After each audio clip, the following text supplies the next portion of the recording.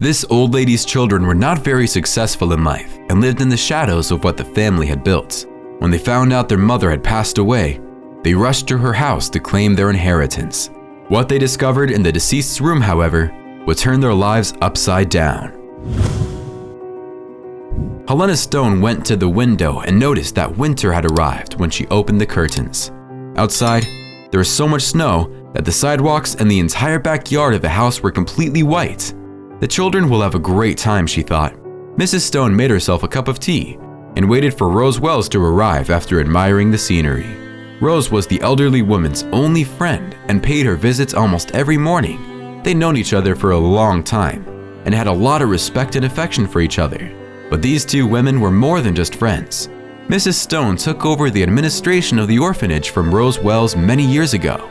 The woman was not as frail back then as she is now. She was married to a man who adored her, and they were able to grow a wide variety of food on their Kansas farm together. The couple was enthusiastic about production and became very good entrepreneurs. The demand for their fruits and vegetables increased month after month, demonstrating the quality of their work, with orders being sent to all regions of the country. The Stone family turned their farm adventure into a thriving business that employed hundreds of people in the community after a few years in this line of work, which is very exhausting and sacrificing because it requires daily attention to the crops and the quality of the soil. Over time, the couple evolved into a team of true agricultural professionals, gaining significant regional prominence as a result.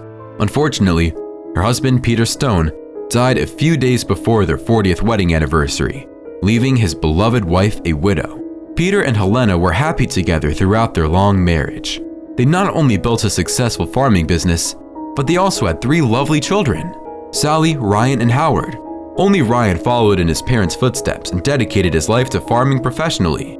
Sally, on the other hand, has always been more obsessed with beauty salons and shopping. Her true interest in salons and shopping was not always professional. Sally was obsessed with her appearance and spent money on new clothes and accessories whenever she could. Tourism and long trips around the world were Howard's passions. It was an expensive endeavor, but Howard said it was worth every penny. Travel, he believed, was the only thing you could spend money on that would make you richer because his experiences were unique. And despite having his parents' successful example, Ryan did not have much success as the head of a farming company. If it hadn't been for the help of Sebastian, the devoted farm manager, Ryan would almost certainly have bankrupted the business that his parents had left for him to run. It has been 3 years since Mrs. Stone retired. She was tired and old, and she couldn't handle the hard work in the fields any longer. She now lived a solitary life in a massive house that was built while Peter was still alive beside her. Even at her age, taking care of the house was no big deal for someone who had managed a farm. She never had to ask her children for assistance because she preferred not to bother them. She felt she went so long without receiving a call or a visit from them because they were too preoccupied with their lives and important tasks. Mrs. Stone didn't mind in that case, despite feeling sad and lonely at times. After all, she had struggled in life to achieve the success she had on the farm. She knew it was now her children's turn to strive to build something, and she would not stand in their way. A loud knock on the door, however, cut Mrs. Stone's thoughts about her past and her melancholy life. She smiled as she approached the door and saw Rose Wells standing on the porch. It was the friend she had been looking forward to seeing for quite some time, but Mrs. Stone understood why she had been late. There was a lot of snow on the streets and sidewalks that morning.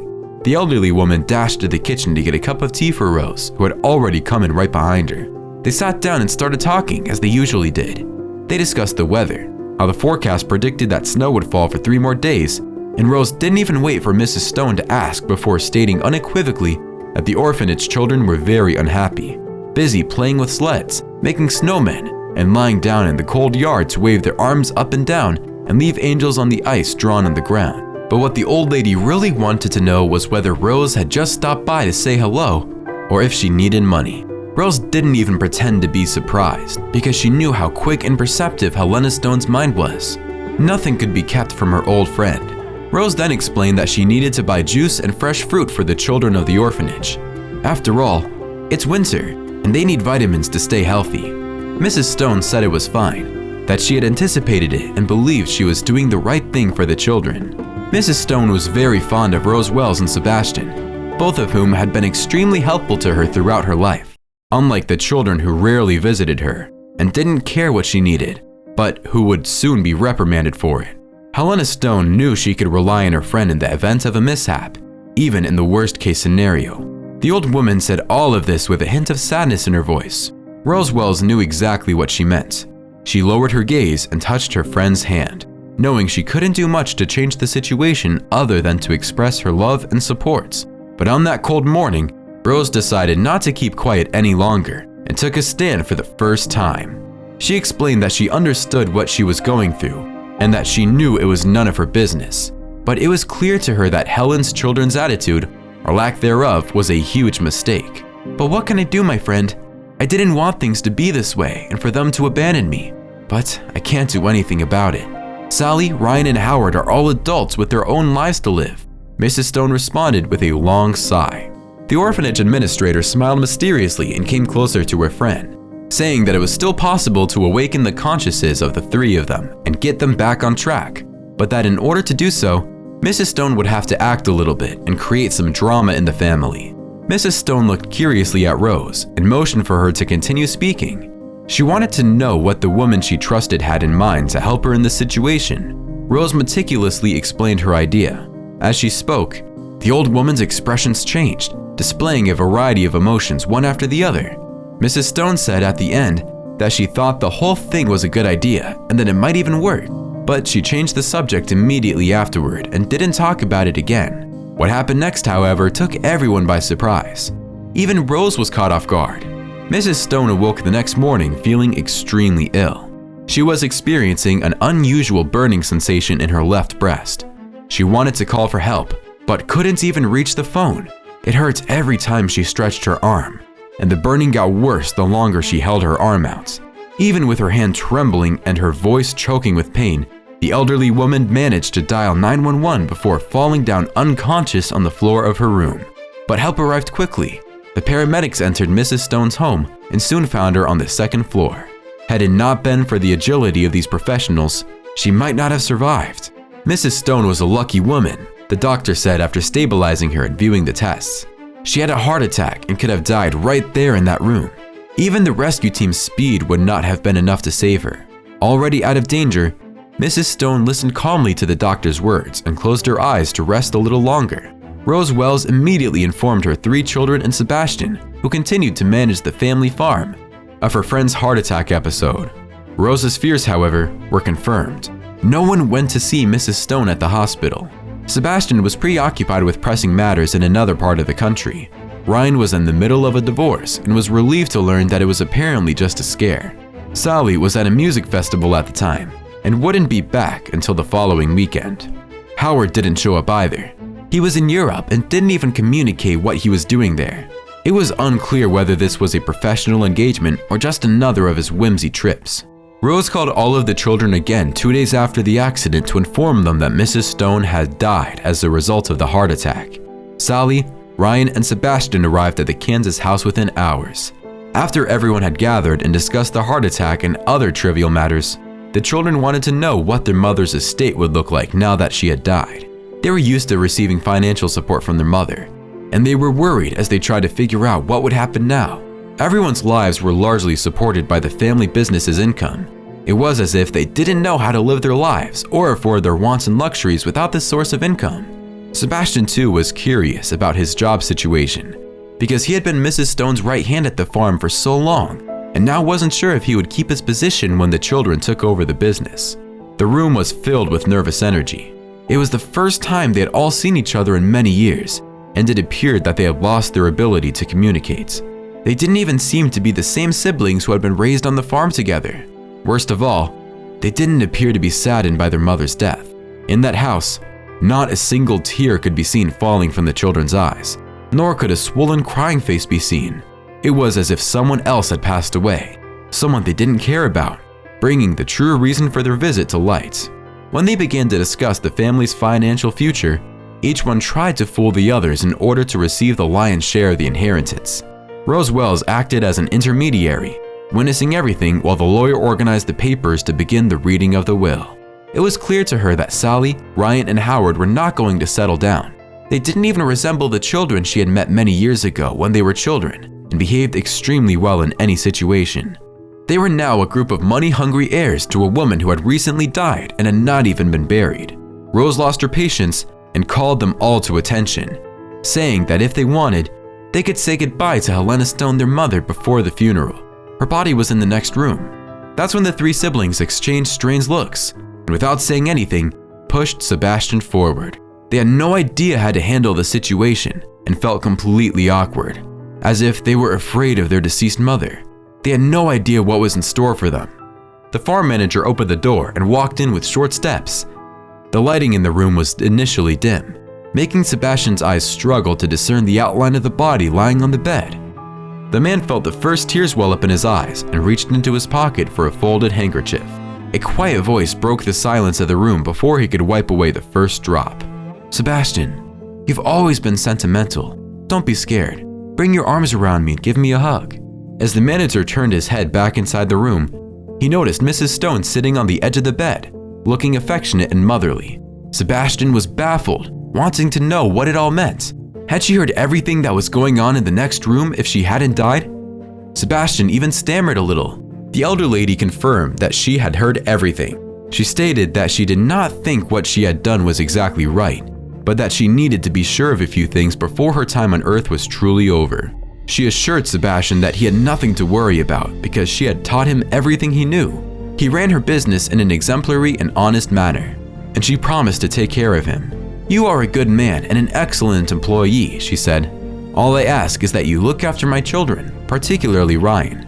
He really wants to be an entrepreneur like his father, but he needs someone to give him support and sound advice. That's where you come in, my dear. Please guide him." Mrs. Stone asked the manager to leave and tell Ryan to come in without telling him that his mother was still alive. Feeling assured, Sebastian withdrew, making room for Ryan. When the young man entered and saw his elderly mother miraculously revived, he cursed loudly and experienced a pressure drop that sent him to the floor. He even thought he was hallucinating, imagining things in that dark room. Mrs. Stone told him not to be afraid and to calm down.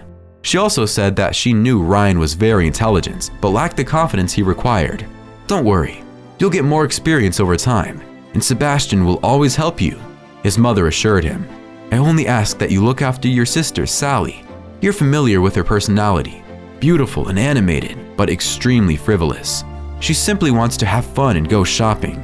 Help her in seeing the truth of life and awaken to reality."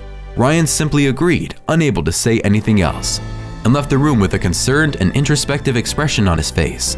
Sally wanted to know what he was doing there for so long, but she didn't wait for an answer and entered the room. Mrs. Stone had also prepared the right words for her daughter, whom she also believed to be a good person but needed a little jolt to wake up. As with previous visits, the elderly woman first encouraged her daughter before asking her to look after her younger brother, Howard. "Believe me when I say that you are smarter than you think. You will undoubtedly succeed in life. Believe in yourself and never neglect your family. You are all stronger together, and you are much weaker and helpless apart," she said before dismissing her daughter. Howard, the youngest son, was the last to enter. He had figured out what his mother's plan was by this point. He expected to see her alive when he walked in and didn't even wait for her to speak at first. He said that the whole situation was masterfully staged, but when everyone began to enter and exit the room with suspicious expressions on their faces, he realized that this death was a setup.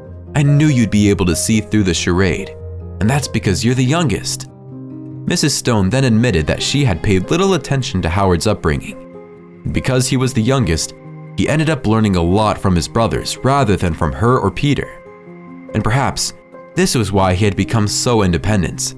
But because he had spent so much time traveling, Howard had not been spoiled by the family's luxuries. "But now, son, it's time to settle down and think about your family," Mrs. Stone told the younger brother. "That is why I'm asking you to look after your brother and sister. Don't forget about Sebastian, who is dependable and a good man, and he may require support or a true friend at any time." Mrs. Stone was crying by this point, upset about everything that was going on. The door opened and all of the siblings as well as the farm manager entered. They promised not to disappoint their mother and hugged her all at once, forming a large crowd in the room around the elderly woman. The atmosphere was much calmer and more peaceful by the time all of the Stone family members were reunited in the house's living room. Sally, Ryan and Howard no longer felt the need to think or worry about which pieces of the family's wealth each of them would receive in the future, after that candid and emotional conversation with their mother. After all, the money belonged to all of them, and the time would come when they could spend it however they pleased. But that time had not yet arrived, and it would be better if everyone there focused on becoming a better person first, rather than worrying about having more money or resources. After all, family is forever, and character cannot be bought. But the day's surprises were far from over. Rose Wells arrived with a massive white cake. Why was there a party for no one's birthday? Rose explained that they were now going to celebrate Helena Stone's miraculous resurrection and wish her many years of life. A wish that everyone present had to seal with a promise to look after each other. It had been years since those three siblings felt like they were part of a big happy family. None of them could recall ever having a conversation like that with their mother, or celebrating or eating with her. If Mrs. Stone had truly died, they would not have reconciled and ever thought any deeper about the direction of their lives. It was a cunning strategy on Mrs. Stone's part, but she thought the outcome was excellent. Peter, her late husband, was almost certainly looking approvingly at them at that moment, wherever he was. If you enjoyed this video, please leave a like, and the video that is currently appearing on the screen will most likely move you as well. Have a nice day, and I'll see you next time.